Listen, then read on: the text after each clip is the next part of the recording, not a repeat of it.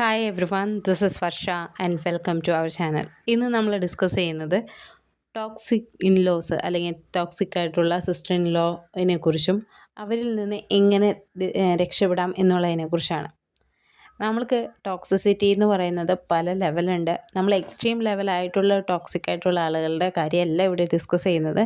നമ്മളുടെ സാധാരണ നാട്ടിൻപുറത്ത് കാണുന്ന കുറ്റവും കുറവും കുശുമ്പും മാത്രം പറയുന്ന ചേച്ചിയനിയത്തിമാരെ കുറിച്ചാണ്. നമ്മൾ പലപ്പോഴും പല വീടുകളിലും കല്യാണം കഴിഞ്ഞ് പുതിയ പെൺകുട്ടികൾ വരുമ്പോൾ അവിടെ ഓൾറെഡി ഉള്ളവരോ അല്ലെങ്കിൽ അവിടെ സിസ്റ്റർ ഇൻ ലോ ആയിട്ടുള്ള, അതിപ്പോൾ ഹസ്ബൻഡിൻ്റെ സഹോദരിയാവാം അല്ലെങ്കിൽ സഹോദരൻ്റെ ഭാര്യമാരാവാം, പലർക്കും പലപ്പോഴും അങ്ങോട്ടും ഇങ്ങോട്ടും ഒരു സ്നേഹം വരാനായിട്ട് ചാൻസ് കുറവാണ്. പക്ഷേ നല്ലോണം സ്നേഹിച്ചും നല്ലോണം സഹകരിച്ചും പോകുന്ന സിസ്റ്റർമാരുണ്ട്. അവരെക്കുറിച്ചല്ല നമ്മൾ പറയുന്നത്. ഞാനിന്ന് ഒരു പെൺകുട്ടിയുടെ ഒരു അനുഭവം പറയാം. അവൾ കല്യാണം കഴിച്ച് ചെന്നിരിക്കുന്നത് 2 ആൺകുട്ടികൾ മാത്രമുള്ള വീട്ടിലേക്കായിരുന്നു. അവിടെ കൂട്ടുകുടുംബമാണ്. അച്ഛൻ, അമ്മ, ജ്യേഷ്ഠൻ, ജ്യേഷ്ഠത്തി, 2 മക്കൾ, ഈ പെൺകുട്ടിയുടെ ഹസ്ബൻഡ്, ഇത്രയും പേരടങ്ങുന്ന ഒരു കുടുംബം. അവൾ കല്യാണം കഴിഞ്ഞ് ചെന്നപ്പോൾ അവിടുത്തെ അമ്മ പറഞ്ഞൊരു കാര്യം, ഇവിടെയുള്ള ആൾ ഒരു പാവം പെൺകുട്ടിയാണ്, നിൻ്റെ ജാതകം നോക്കി കഴിഞ്ഞപ്പോൾ ദേഷ്യം കൂടുതലാണെന്ന് കണ്ടു, ഇതിനോട് പോരെടുക്കാൻ വരരുത് കേട്ടോ എന്ന്. സത്യം പറഞ്ഞു കഴിഞ്ഞാൽ അത് അവൾക്കൊരു ഭയങ്കര വിഷമമായിട്ടുള്ളൊരു കാര്യമായി. അവളുടെ മനസ്സിലേക്ക് കോറിയിട്ട ആദ്യത്തെ അമ്പാണെന്ന് തന്നെ പറയാം. സത്യത്തിൽ നമ്മളുടെ പെൺകുട്ടീനെ നമുക്ക് രമ്യ എന്ന് വിളിക്കാം. രമ്യയ്ക്ക് ഇത്തിരി മുൻകോപമുണ്ട്, പക്ഷേ ആൾ മനസ്സുകൊണ്ട് നല്ലൊരു വ്യക്തിയാണ്. ആൾ ആർക്കും സഹായം ചെയ്യുന്ന, അല്ലെങ്കിൽ എല്ലാവർക്കും നല്ലത് വരാൻ പ്രാർത്ഥിക്കുന്നതും നല്ലത് വരാൻ ആഗ്രഹിക്കുന്ന ഒരു വ്യക്തിയായിരുന്നു. അപ്പം ആദ്യമേ തന്നെ എന്നെക്കുറിച്ച് ഇവരിങ്ങനെയാണല്ലോ ചിന്തിക്കുന്നത് എന്നൊരു വിഷമം അവളുടെ മനസ്സിലുണ്ടായി. സാരമില്ല, അതൊരു തെറ്റിദ്ധാരണ മാത്രമല്ലേ, ഒരു ജോത്സ്യനല്ലല്ലോ നമ്മുടെ ക്യാരക്ടർ എന്താണെന്നുള്ളത് മറ്റുള്ളവർക്ക് പറഞ്ഞു കൊടുക്കേണ്ടത്. അങ്ങനെയാണെങ്കിൽ നമുക്ക് എവിടെ ഇരിക്കുന്ന ആളുടെയും സ്വഭാവം മനസ്സിലാക്കാമല്ലോ എന്ന് അവൾ സ്വയം ആശ്വസിച്ച് അവളുടെ ജീവിതത്തിലേക്ക് മുന്നോട്ട് പോയി. ആ സഹോദരീനെ സ്വന്തം സഹോദരിയായിട്ട്, കാരണം ഇവൾക്കൊരു ആങ്ങളെയാണുള്ളത്. അപ്പോൾ എപ്പോഴും ഒരു സഹോദരിയുടെ സ്നേഹം ആഗ്രഹിച്ചിരുന്നു. അതുകൊണ്ട് തന്നെ കിട്ടിയ ചേച്ചീനെ അത്രയും നന്നായിട്ട് തന്നെ അവൾ സ്നേഹിച്ചിരുന്നു.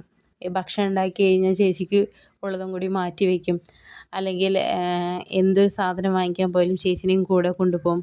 ആൾക്ക് ചേച്ചി എന്ന് പറയുന്ന വ്യക്തിക്ക് നമ്മുടെ തലയണ മന്ത്രത്തിലെ ഉർവശിയുടെ സ്വഭാവമാണ് എന്നുള്ളത് ആൾക്ക് മനസ്സിലാവാനായിട്ട് കുറച്ച് സമയമെടുത്തു. എന്താണെന്നല്ലേ, ആ വ്യക്തി എന്തിനും ഏതിനും ചിരിച്ച് കാണിച്ചിട്ട് ബാക്കിൽ അമ്മയുടെ അടുത്ത് നിന്ന് ഓരോ കുശുമ്പും കുന്നായ്മയും പറഞ്ഞു കൊടുക്കാൻ തുടങ്ങി. അമ്മയ്ക്ക് മനസ്സിലായി ഇത് ഇത്തിരി ദേഷ്യം അല്ലെങ്കിൽ ഇത്തിരി എടുത്തുചാട്ടം ഉണ്ടെന്നുള്ളൂ. ഇളയാൾ മോശമൊന്നുമല്ല, പാവമാണ്, കുഴപ്പമൊന്നുമില്ല, ആളുടെ കാര്യങ്ങളൊക്കെ ഭംഗിയായിട്ട് ചെയ്യും, കാര്യപ്രാപ്തിയുള്ള ആളാണ്, മകനെ ഒരുപാട് സ്നേഹിക്കുന്ന ഒരു വ്യക്തിയാണെന്ന് മനസ്സിലായി കഴിഞ്ഞപ്പോൾ അമ്മയും ഇളയാളോട് ഇത്ര സ്നേഹത്തോടു കൂടി പെരുമാറുന്നത് കണ്ടപ്പോൾ മൂത്ത ആൾക്കത് സഹിച്ചില്ല. മൂത്ത ആൾ പരമാവധി കുത്തിത്തിരിപ്പുകളൊക്കെ ഉണ്ടാക്കാൻ ശ്രമിച്ചു. പുറത്തു നിന്ന് ചിരിച്ച് കാണിക്കുമെങ്കിലും അകത്ത് നല്ല പണിയെടുക്കുന്നുണ്ടായിരുന്നു. ബന്ധുക്കളോടൊക്കെ ഇളയാൾ ചെയ്യുന്ന കാര്യങ്ങൾ കുറ്റം എന്ന രീതിയിൽ അവതരിപ്പിക്കാൻ തുടങ്ങി. ബന്ധുക്കളൊക്കെ അവളെ എന്തോ ഒരു ഭീകരജീവിയെ പോലെയാണ് കണ്ടിരുന്നത്. പക്ഷെ അവൾക്കതൊന്നും അറിയുന്നുണ്ടായിരുന്നില്ല. എന്നിരുന്നാലും അവൾ പ്രഗ്നൻ്റ് ആയ സമയത്ത് അവൾക്ക് കുറച്ച് കോംപ്ലിക്കേഷൻസ് ഉണ്ടായിരുന്നു. ബെഡ് റെസ്റ്റ് ആയിരുന്നു. ഈ സമയത്ത് ഒരിക്കലും അങ്ങനെയുള്ളൊരു പെൺകുട്ടിയുടെ അടുത്ത് പറയാൻ പാടില്ലാത്ത രീതിയിൽ അങ്ങനെ സംഭവിക്കും, ഇങ്ങനെ സംഭവിക്കും, അതാണ് ഇതാണ് എന്നൊക്കെ പറഞ്ഞിട്ട് ഒരുപാട് നെഗറ്റീവായിട്ടുള്ള ടോക്സിക് ആയിട്ടുള്ള കാര്യങ്ങൾ അവളുടെ ഉള്ളിൽ ഭയം വരുത്താനായിട്ട് ചെയ്തുകൊണ്ടേയിരുന്നു. കൂടാതെ ആൾ ഒരുപാട് സന്തോഷിച്ചിരുന്നു. അവൾക്ക് ജോലി ഉണ്ടായിരുന്നു. ആ ജോലി ബെഡ് റെസ്റ്റ് വന്നതോടുകൂടി ജോലിക്ക് പോകാൻ പറ്റാണ്ടായി. അപ്പോൾ ആൾ പറഞ്ഞൊരു ഡയലോഗ് എന്ന് പറയുന്നത്, നമ്മൾ പെണ്ണുങ്ങൾ ജോലിക്കൊന്നും പോയിട്ട് വേണ്ട ഇന്നത്തെ കാലത്ത് ആളുകൾക്ക് ജീവിക്കാനായിട്ട്. ആളൊരു 19 കൊല്ലം പിന്നോട്ട് ചിന്തിക്കുന്നൊരു വ്യക്തിയായിരുന്നു. നമ്മളെല്ലാവരും മുന്നോട്ട് ചിന്തിക്കുമ്പോൾ ഈ വ്യക്തി പിന്നോട്ട് ചിന്തിക്കുന്നൊരു വ്യക്തിയാണ്. ആളെപ്പോലെ തന്നെ ഒന്നിനും ഒരു കാര്യപ്രാപ്തി ഇല്ലാതെ, അയ്യോ ഞാൻ പാവാണ്, എനിക്കൊന്നും അറിഞ്ഞുകൂടാ, എന്നെ എല്ലാവരും സ്നേഹിക്കണം, ഞാൻ സുന്ദരിയാണ് എന്നൊക്കെ ചിന്തിക്കുന്ന ഉള്ള ആൾ, ആരും എന്ത് പറഞ്ഞാലും കുഴപ്പമില്ല, എനിക്ക് എൻ്റെ ലൈഫ് അവർക്ക് അവരുടെ ലൈഫ് എന്ന് ചിന്തിക്കുന്ന അനിയത്തിയായിട്ട് ഒന്ന് കമ്പയർ ചെയ്ത് നോക്കുമ്പോൾ ആൾക്കത് ഒട്ടും അക്സെപ്റ്റ് ചെയ്യാൻ പറ്റുന്നുണ്ടായിരുന്നില്ല. അവളുടെ കാര്യങ്ങൾ സ്വന്തം കാലിൽ നിന്ന് ചെയ്യുന്നു എന്ന് കാണുമ്പോൾ ഭയങ്കര ഒരു കുത്തിത്തിരിപ്പുണ്ടായിരുന്നു, ജലസി ഉണ്ടായിരുന്നു. അത് പ്രഗ്നൻസി ടൈമിൽ വന്നപ്പോൾ ആളുടെ ബോഡിയിൽ ഒരുപാട് ചേഞ്ചസ് വന്നു കഴിഞ്ഞപ്പോൾ ഇതൊക്കെ ഇനിയിപ്പോൾ ഇങ്ങനെയൊക്കെ മാറിക്കഴിഞ്ഞ് കഴിഞ്ഞാൽ ഭർത്താക്കന്മാർക്ക് നമ്മളോടുള്ള ഇഷ്ടം കുറയും, അല്ലെങ്കിൽ നീ ഇനി പിന്നെ പഴയ സ്റ്റേജിലേക്ക് എത്തില്ല, ഇതാവില്ല. ആൾക്ക് ഒരു പെൺകുട്ടിയും ഒരു ആൺകുട്ടിയാണ്, 2 കുട്ടികളാണ്. അപ്പോൾ ആളുടെ മോന് മാത്രം വേണം സ്ഥാനം, നിനക്ക് പെൺകുട്ടികളെ ഉണ്ടാവുള്ളൂ. ആളുടെ അച്ഛൻ കുറച്ച് ജോത്സ്യം കാര്യങ്ങളൊക്കെ അറിയുന്ന വ്യക്തിയാണ്. അപ്പോൾ അച്ഛൻ അവിടെ നിർത്തിയപ്പോൾ നിനക്ക് പെൺകുട്ടികളെ ഉണ്ടാവുള്ളൂ എന്നൊക്കെ പറഞ്ഞ് ഈ വ്യക്തിനെ ഒരുപാട് ടെൻഷൻ അടിപ്പിക്കാൻ തുടങ്ങി. പക്ഷെ ഇതൊക്കെ ആൾക്ക്, ഈ ഇളയ ആൾക്ക് രമ്യക്ക് ഇതൊക്കെ ഹസ്ബൻഡിനോട് പറയണമെന്നുണ്ട്, അല്ലെങ്കിൽ ആളുടെ അമ്മായിമ്മയുടെ അടുത്ത് പറയണമെന്നുണ്ട്, അമ്മയുടെ അടുത്ത് പറയണമെന്നുണ്ട്. പക്ഷെ ഇത് ആരോട് പറയും, എങ്ങനെ ഈ ടോക്സിക് ആയിട്ടുള്ള ആളിൽ നിന്ന് രക്ഷപ്പെടാം എന്നുള്ളത് ആൾക്കറിയില്ലായിരുന്നു. ഒരു ദിവസം 3ാം ക്ലാസ്സിൽ പഠിക്കുന്ന ഇവരുടെ മൂത്ത ആളുടെ മകള് ഈ കുട്ടിയുടെ അടുത്ത്, രമ്യയുടെ അടുത്ത് വന്നിട്ട് പറയാണ്, മേമേ ഞങ്ങൾ അമ്മയുടെ വീട്ടിൽ പോയപ്പോൾ അവിടുത്തെ അച്ഛൻ പറഞ്ഞു, ഞങ്ങളുടെ മേമ വേറെ വീട്ടിൽ നിന്ന് വന്നതാണ്, അതുകൊണ്ട് മേമയുടെ അടുത്ത് അത്ര അടുക്കണ്ട, അല്ലെങ്കിൽ മേമയായിട്ട് വലിയ കൂട്ടൊന്നും വേണ്ട, മേമയ്ക്ക് ദേഷ്യം വന്നു കഴിഞ്ഞാൽ ചിലപ്പം ഞങ്ങളെയും വാപ്പനെയും തമ്മിൽ മേമ പിരിക്കും എന്നൊക്കെ. ഇത് അവൾക്ക് വലിയൊരു ഷോക്കായിരുന്നു. കാരണം ഇത്രയും കാലം ഒരു 3 വർഷത്തോളം അവൾ കാണിച്ച സ്നേഹത്തിനും അല്ലെങ്കിൽ അവൾ കാണിച്ച ഇതിനൊക്കെ അവൾക്ക് തിരിച്ച് കിട്ടിയൊരു മറുപടി എന്നുള്ളത് അതാണ്. അന്ന് അവൾക്ക് മനസ്സിലായി. അന്ന് അവളുടെ മകനെ 7 മാസം ഗർഭിണിയായിരിക്കുന്ന സമയമാണ്. അന്ന് അവൾക്ക് മനസ്സിലായി, ഈ പിഞ്ചു കുഞ്ഞ് പറഞ്ഞത് ആ കുഞ്ഞിനോട് അങ്ങനെ ഒരു ദുഷ്ടവിചാരം അതിൻ്റെ മനസ്സിലേക്ക് ഇട്ട് കൊടുക്കണമെങ്കിൽ ഈ ചേട്ടത്തി എന്ന് പറയുന്ന വ്യക്തി തന്നെക്കുറിച്ച് ആളുടെ വീട്ടിൽ എന്തൊക്കെയാണ് പറഞ്ഞു ഫലിപ്പിച്ചിരിക്കുന്നത്. രമ്യയുടെ വീട്ടിൽ നിന്ന് അമ്മയും ആങ്ങളെയൊക്കെ വരുമ്പോൾ, അച്ഛനൊക്കെ വരുമ്പോൾ രമ്യക്ക് അവർ പറയും, എന്ത് വാങ്ങിക്കുകയാണെങ്കിലും കുട്ടികൾക്കും കൂടി ഉള്ളത് വാങ്ങിച്ചോളൂ കേട്ടോ, വീട്ടിലെ ചേച്ചിക്കും കൂടി ഉള്ളത് വാങ്ങിച്ചോളൂ എന്ന് പറഞ്ഞ് വിടുന്ന ഒരാളായിരുന്നു. രമ്യ പ്രഗ്നൻ്റായി ഡെലിവറിക്ക് പോകുന്ന സമയത്ത് ഹസ്ബൻഡിൻ്റെ വീട്ടിലായിരുന്നു 9 മാസവും. ഡെലിവറിക്ക് പോകുന്ന സമയത്ത് ഒരുപാട് പെയിൻ വന്നു.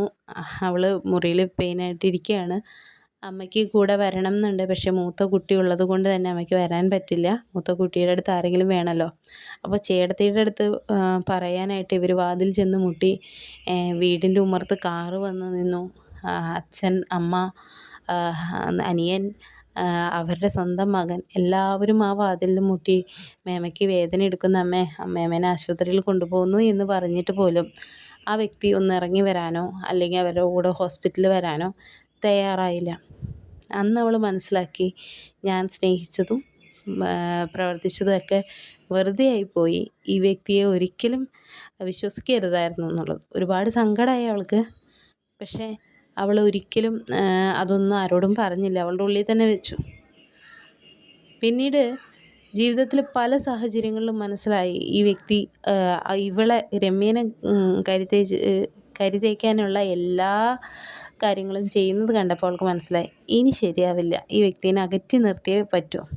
ഇന്ന് ആ വ്യക്തിയുമായിട്ടുള്ള എല്ലാ തരത്തിലുള്ള കണക്ഷൻസും കട്ട് ചെയ്തു. മക്കളും ഭർത്താവും ഒക്കെ കമ്മ്യൂണിക്കേറ്റ് ചെയ്യുന്നുണ്ടെങ്കിലും ഇന്നും ഒരിക്കൽ പോലും ഒരു വാക്ക് സംസാരിക്കാനോ പ്രവർത്തിക്കാനോ ആൾ നിൽക്കാറില്ല. കാരണം എന്നും എപ്പോഴും അവൾക്കെതിരെ നെഗറ്റീവായിട്ടുള്ള കാര്യങ്ങൾ ചെയ്യാനാണ്, അല്ലെങ്കിൽ നെഗറ്റീവായിട്ട് പ്രവർത്തിക്കാനാണ് ആ വ്യക്തിക്ക് ഇഷ്ടം.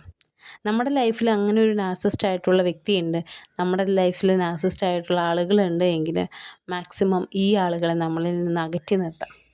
ഇത് നമ്മളുടെ ആരോഗ്യത്തിനും മാനസികാരോഗ്യത്തിനും ശാരീരിക ആരോഗ്യത്തിനും വളരെ ഇമ്പോർട്ടൻ്റ് ആണ്. ബന്ധങ്ങൾ എന്നും നിലനിർത്തണം, പക്ഷേ അതിനൊരു ലിമിറ്റ് വേണം. ലിമിറ്റില്ലാതെ നമ്മളുടെ എല്ലാ സന്തോഷങ്ങളും സങ്കടങ്ങളും നമ്മൾ ഷെയർ ചെയ്യാൻ നിന്ന് കഴിഞ്ഞാൽ പിന്നെ നമ്മൾക്ക് ജീവിതത്തിൽ ഒരിക്കൽ പോലും ഒരു മെച്ചപ്പാടുണ്ടാവില്ല. ഇതുപോലെ നമ്മുടെ സമൂഹത്തിൽ ഒരുപാട് സഹോദരിമാരുണ്ടാവാം, ഒരുപാട് ആളുകളുണ്ടാവാം. നിങ്ങളൊന്ന് മനസ്സിലാക്കുക, നമ്മളുടെ സഹോദരൻ്റെ ഭാര്യ അല്ലെങ്കിൽ